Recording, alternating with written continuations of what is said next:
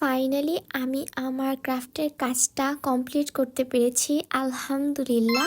কেউ কি এটাকে দেখে বলবে যে এটা কার্ডবোর্ড আর চামচ দিয়ে বানানো হয়েছে?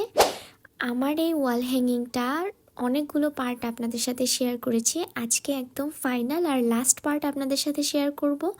তো আমি কালার করার আগে প্রথমে একটু জেসো অ্যাপ্লাই করে নিয়েছিলাম যাতে কালারগুলো একটু ভালোভাবে সেট হয়।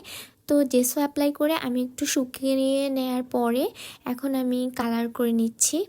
এখানে আমি লাইট রেড কালারটা ইউজ করতেছি ফুলের পাপড়িগুলোর জন্য। তো আমি এইভাবে প্রত্যেকটা পাপড়িতে লাইট রেড কালারটা করে তারপরে কমপ্লিট করে নিব। এরবার আমি ডালপাতাগুলো কালার করার জন্য গ্রিন কালার নিয়েছি। তো গ্রিন কালার দিয়ে আমি পুরো ডালপালাগুলো আর পাতাগুলো অ্যাড করে দিব।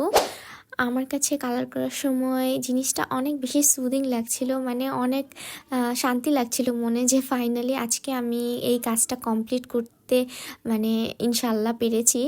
যে এতদিন ধরে আপনাদেরকে অনেক ওয়েট করিয়েছি যে কবে এই কাজটা কমপ্লিট করব।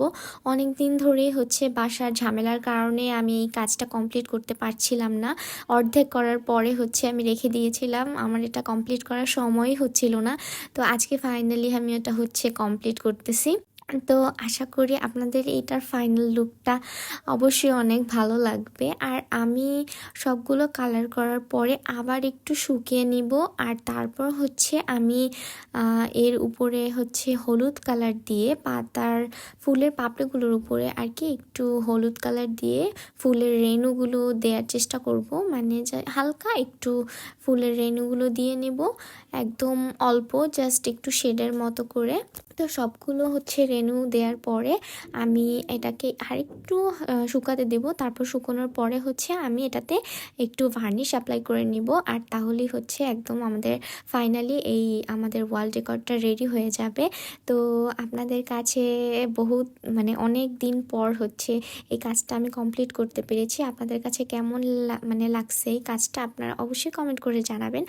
আর সবাই আমাকে আরও ক্রিয়েটিভ কিছু আইডিয়া দিবেন যেন আমি এগুলো আপনাদের সাথে করে শেয়ার করতে পারি। আমার কাছে তো এটা ফাইনাল লুকটা অনেক ভালো লাগছে, এটা ওয়ালে হ্যাং করলে অনেক সুন্দর লাগবে।